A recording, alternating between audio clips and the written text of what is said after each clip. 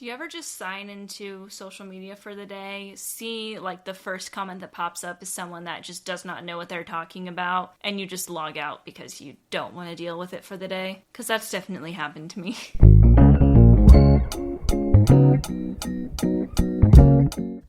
Fan wars. No matter how much a person might actually be right, they are going to state their opinion as absolute fact, even if it's calling you out on something that they have absolutely no knowledge on. This is an even bigger issue amongst the anime fandom, in my opinion, considering most of us in this part of the fandom, the English-speaking fandom, are English speakers who don't know a lick of Japanese, and we don't really have a place to argue over many of the things that people choose to argue about. And yet, it still happens. So really quick, I just want to put a disclaimer. Obviously, I'm not Japanese. However, I am learning the Japanese language. I have been for about 2 years. I know a lot of the rules. I will be talking about some very basic things today that I've mastered a long time ago. I'm not going to be talking about sentence structure or anything like that, because I'm not going to do that until I actually really can speak Japanese. But I also did fact check this video with a real life Japanese person. They did confirm that my thought process is correct, and they gave me a few anecdotes to add to it if I wanted to, so this was fact checked by a real life Japanese person, okay? Okay. Because I know more than the average Western English speaker about Japanese, I always giggle a little when I consistently see these conversations on Twitter or on TikTok about how, well, you have to spell this character's name this way and not this way, because this way is definitely wrong. I mean, seriously, this argument needs to die. It is so dumb. What if I told you it does not matter how you spell the names with an anime, because you're spelling it wrong. You're spelling it with the Roman alphabet, when a name in anime more often than not is going to be originally spelled with kanji. Now, I do want to say this is going to be specific to animes that are set in Japan with actual Japanese characters.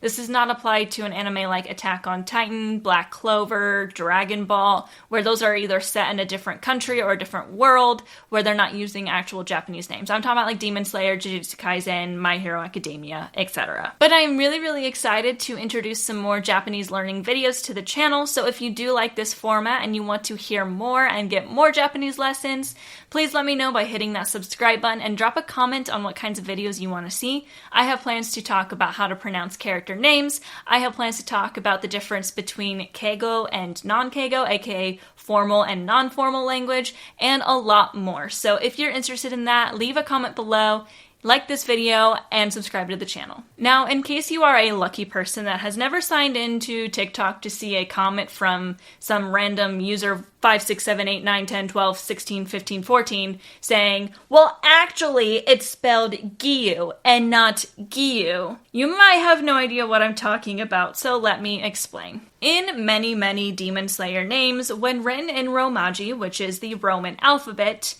you might find some random U's hanging out in unofficial translation, but those U's disappear in official translations. The most common names where you're going to see this is going to be the end of Tanjiro, the end of Giyu, in the middle of Doma, etc. And they're usually just hanging out. There's no real reason for them there. They're not representing any difference in how we're going to pronounce the names. They're just kind of there. And the amount of people that I see, I just saw it actually on Twitter a few weeks ago, where someone like just straight up told someone, if you don't spell it with a U, you are wrong. And I was like, bro, like it is not that deep, because guess what? It is neither incorrect or correct, because we're not spelling it with kanji. What we're trying to do here is just represent what it sounds like, and the translators are trying to just get the point across to us and let us know how we're supposed to pronounce these names. So let's have a quick Japanese lesson, shall we? So in Japanese, there are 3 alphabets: hiragana, katakana, and kanji.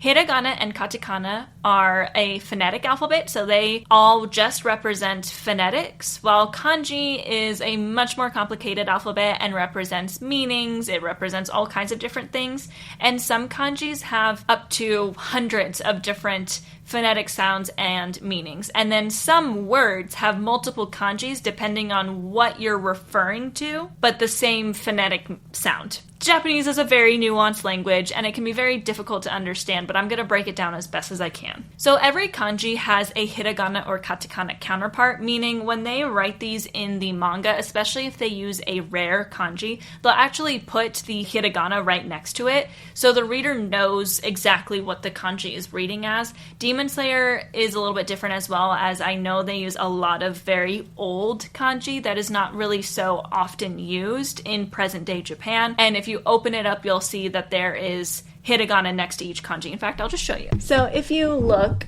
you'll see that for some of these, there is... Oh.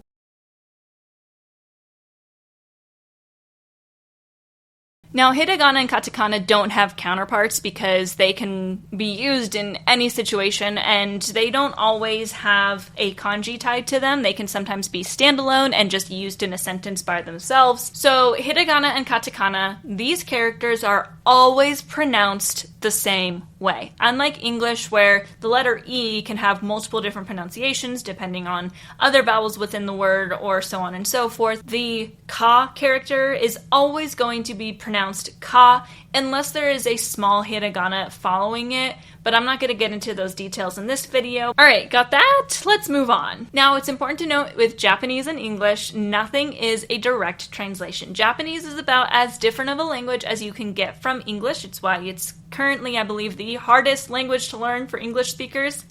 Yay me.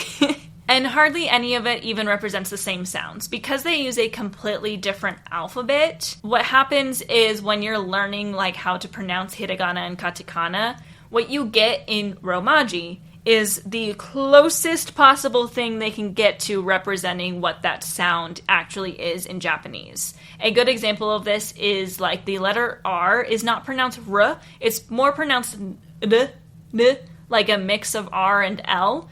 But they more closely relate it to R because the L sound, L, like, just has zero representation in Japanese. Like, they cannot say L.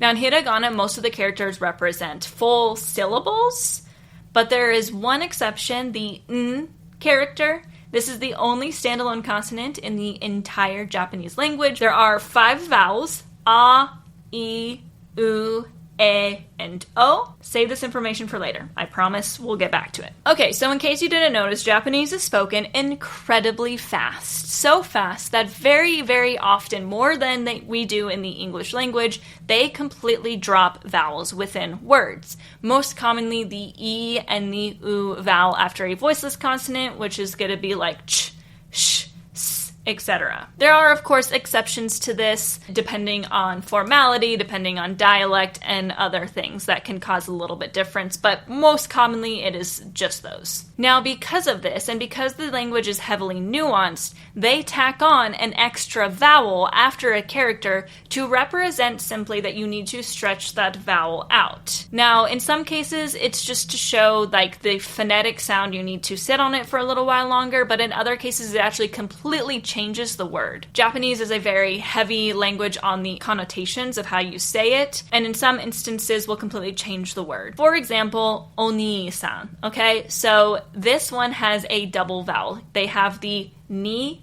character, and then it's followed by the E character to make sure that you stretch it out and that you don't drop out of it. This is because oni-san means older brother. You've probably heard oni-san or oni-chan a lot, especially if you watch Demon Slayer. But oni-san is a respectful way of saying demon, so that's almost like saying Mr. Demon. So 2 very, very different meanings just because of the vowel getting stretched out. Another example is one-san, which looks like this. This is the word for older sister, and in Romaji it looks like this.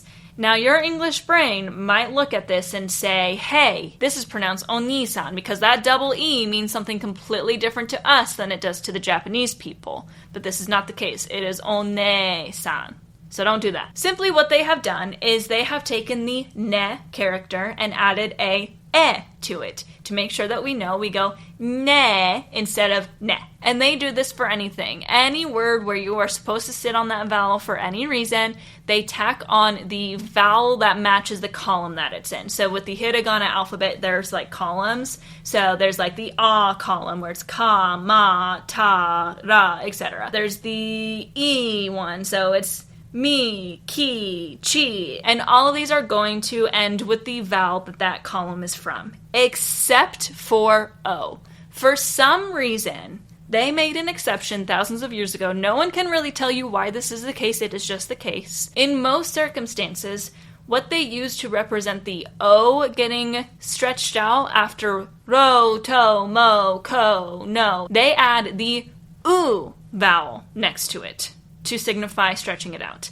Now, this does not mean you are pronouncing it O. It just means that you are stretching out the O. It's just what they use for some reason. And this brings us to why we see those pesky little U's in some names. Whenever you see an O and a U together, that is just to signify that in the Japanese writing, they are telling people that you need to make sure you don't drop this vowel and that you stretch it out, that the length of saying the vowel is longer than if it was just an O standalone. So let's take Tanjiro, for example. Tanjiro is originally spelled like this. This is the correct spelling of his name. Anyone who doesn't spell it like this is technically incorrect. But it has its hiragana counterparts, which is ta, n, ji, ro, u. And fun fact, there's a scene where Zenitsu breaks it down for us and says it hiragana by hiragana. Ta, n, ji, ro, u. So when you look at the hiragana having that little u at the end, what the unofficial translation has done is it's taken all of these and given us exactly what this phonetic representation is in Romaji. Tanjiro with a u at the end. However, in official translations, you'll notice they omit the u, and they do that for more than just Tanjiro. Now, this part is just speculation on my part. However, my guess is the reason they omitted the u in the official translation is because the u at the end of these words, or in the middle after the o, is a specific Japanese rule that isn't used in English. We as English speakers don't really need an extra vowel there to tell us to stretch it out. In fact, we're probably more likely going to look at that and try and think, does that mean it's more pronounced Tanjirao? Something like that. Like I said earlier, when it comes to vowels being together in the English language, our brains are automatically going to assume English rules, and if I see two E's next to each other, I'm not going to think I'm going to think E, because that's usually what it represents in my language. So my assumption is they omit the U because it doesn't represent anything in English. It's just going to cause confusion to some English speakers, or it's going to cause confusion for French speakers because I'm pretty sure OU represents something completely different in their language. It can cause confusion for Spanish viewers. Anyone who uses the Roman alphabet, it can cause confusions because there's different rules. And this is a specific rule to the Japanese people. As English speakers, when we see Tanjiro without a U, we're going to pronounce it right. Adding the U at the end is not going to change the way they pronounce it. The Japanese person that I talked to said that they were told this a long time ago when they were a kid, that when you spell your name in Romaji, you do not need to match it exactly with the vowels. You just need to match it with however it sounds. So the closest you can get to it sounding, that's what you want to do. Adding the U at the end can cause confusion to some people. And before you say, oh, well, sometimes they put the little, I don't even know what it's called, at the top of the O.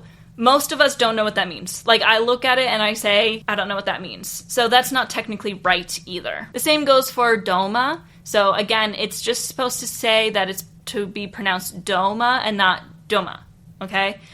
Same goes for muichiro. Same goes for kyojuro. Same goes for senjuro. Like, all of them have these same rules with these U's kind of hidden in the unofficial translation that got removed in the official translation to make sure that English viewers weren't confused. So, in other words, it does not matter. There is literally no reason to get in arguments on this over something that, like, it's a translation thing, and there's a lot of things within this that represent translation because this show is not made in English. They are translating things so that we can consume it as English viewers, but it does not matter. There's a reason why the official translation took it out, and it's because it's supposed to just be something that we can read and give it our best shot to pronounce it correctly. Now, that being said, we don't always pronounce things correctly because we see the letter I. In Japanese, the letter I always represents E, And we get that wrong a lot because we think I most of the time, and I actually does not exist in Japanese. So that's fun. Again, if you want to see more videos on that, let me know in the comments. I'll make some more videos. Now, gyu is a little bit different, meaning that the u vowel is following another character that ends in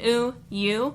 And again, it's just showing us that we need to make sure we stretch out the u at the end of his name, but it kind of follows the same thing. You don't have to put it there. This is the only name where I usually add that extra u. But again, it's just there to remind Japanese people to stretch out the u sound at the end of his name. We don't need that in English because we don't drop vowels nearly as much. We're going to say it about as good as we can no matter what. But yeah, maybe stop arguing about this on the internet because it really doesn't matter. And again, the Japanese person that I spoke with confirmed that it does not matter. It is neither correct nor incorrect either way. It is based off of preference and how you want to spell it when you look at it. If you want to spell it more exactly based off of what the hiragana characters represent, then add the u to the end. If you want to do it based off of the official translation, then don't add the u at the end. It genuinely does not matter. There is not a right or wrong way to spell his name, so stop spreading that information because it literally does not matter and no one cares.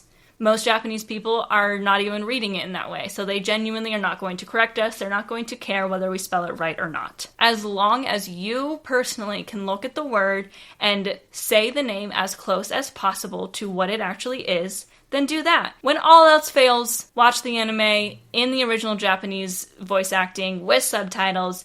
Listen to how they pronounce the names. If you really, really want to make sure that you're pronouncing these names correctly, then just listen to the way the Japanese voice actors are doing it, because they are real-life Japanese people who speak Japanese and are saying the names correctly because they are Japanese. If you are someone who likes to correct people on the internet about these silly little things, please just stop. Like, seriously. There is literally no reason for you to do that. You are just being weird. Stop doing that. But that is it for today's video. Y'all, this is a little bit of a new style of video, so if you liked this video, the educational type sides of me as I learned Japanese, please let me know in the comments below that you want to see more videos like this. I also have plans to start talking a little bit more about fandoms in general, and I'm going to be reacting to Dandadan here soon, so please let me know that you liked this video by leaving a comment. Subscribe to my channel, turn on the notifications so you get notified whenever I make a new video, and also you can follow me on social media. I'm at Looking Nerdy on X, Instagram, and TikTok.